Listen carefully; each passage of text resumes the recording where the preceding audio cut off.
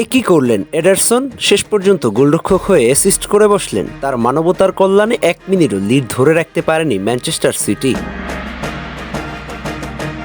9 মিনিটে গোল করে 10 মিনিটে গোল হজম। পেপ গার্দিওলার মাথায় হাত। বক্সের সামনে জুভেন্টাসের খেলোয়াড়ের পায়ে পাস দিয়ে বসলেন এডারসন।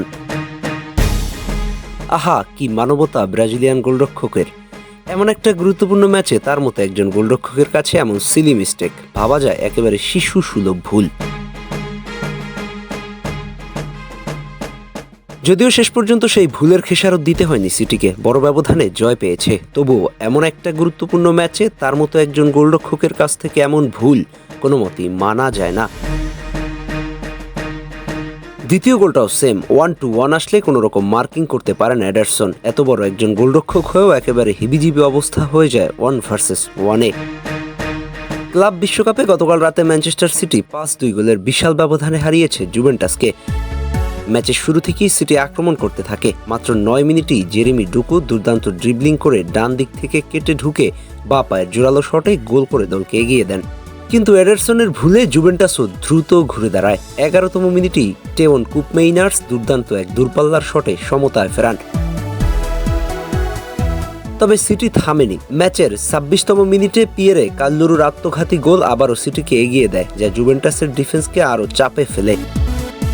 দ্বিতীয়ার্ধে ফিরে আরও ভয়ঙ্কর হয়ে ওঠে পেপ গার্দিওলার দল। 52তম মিনিটে হল্যান্ড তার ক্যারিয়ারের 300তম গোল করে পুরো গ্যালারি মাতিয়ে তোলেন।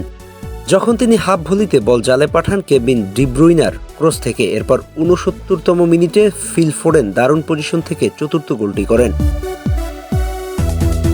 আর 75তম মিনিটে সাবিনহো ফাইনাল টাচ দিয়ে ব্যবধান 5-1 করে। যদিও 84তম মিনিটে দুহান ব্লাহোভিচের একমাত্র সান্ত্বনার গোল কিছুটা মর্যাদা রক্ষা করে জুভেন্টাসের। তবে সিটির আধিপত্য পুরো ম্যাচ জুড়ে স্পষ্ট ছিল। এই জয়ে ম্যানচেস্টার সিটি 3 ম্যাচে 3 জয় নিয়ে 9 পয়েন্ট সংগ্রহ করে গ্রুপের শীর্ষে থেকে নকআউটে উঠে গেছে। পুরো ম্যাচে সিটির নিখুঁত পাসিং, পজিশন ফুটবল আর হল্যান্ড ডি ব্রুইনার বোঝাপড়াই মূল পার্থক্য করে দেয়। অন্যদিকে জুভেন্টাসের ডিফেন্স বেশ কয়েকবার ভেঙে পড়ে এবং আত্মঘাতী গোল করে তাদের মনোবলে বড় ধাক্কা দেয়। হল্যান্ডের 300তম গোলের মাইল ফলক এই ম্যাচকে আরও স্মরণীয় করে রাখল। ম্যাচ শেষে গার্দিওলা বলেন, এটাই আমাদের সিটির ফুটবল, আমরা থামতে চাই না। ক্লাব বিশ্বকাপের সেমিফাইনালে এখন সিটির প্রতিপক্ষ কে হবে সেটি নিয়ে সমর্থকদের মধ্যে বাড়ছে উত্তেজনা। দেখা যাক শেষ পর্যন্ত কোথায় গিয়ে থামে সিটির জয়রথ, কে হয় সেমিফাইনালের প্রতিপক্ষ।